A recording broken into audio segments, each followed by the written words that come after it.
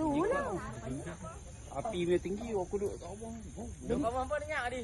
Dengan api mau besar. Api naik tinggi. This guy's my hero. I kept turning around to this little Malaysian driver. I said, "You drive. You just drive this thing and get it the hell out of here." And he kept turning back saying, "No, we stay." And just kept saying, "We have to stay here." And I couldn't figure out. I thought everything was, once the vehicles got there, we were going to take off and leave.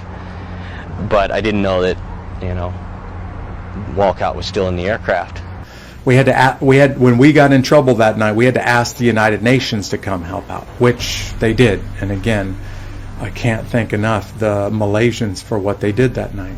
And other forces from the U.S. Army's 10th Mountain Division fighting their way to get to us and fighting by our side that night. So we asked the United Nations if they would help us, and the United Nations, a couple of countries from the United Nations showed up with armor and tanks.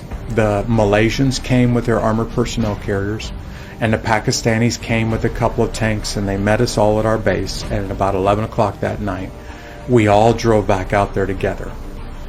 The Malaysian armored personnel carriers, I can't compliment these guys enough for their courage. They basically kept a driver and a gunner in those vehicles and then handed the rest of it over to us and said, we'll go wherever you ask us to go. We'll do whatever you ask us to do tonight. We're here to help out. The Pakistanis in their tanks, not so much. They rolled in there, got shot at a time or two, and rolled right back out of there and left the Humvees and these Malaysian APCs in the city streets. In the rescue operation, one Malaysian soldier died when an RPG hit his condor vehicle. 19 American forces and 1 Pakistani army were also killed. Meanwhile, 73 Americans, 7 Malaysian and 2 Pakistani army were wounded. Somali casualties were heavy, some estimate around 2,000 militias and local civilians. The battle was over by the next morning.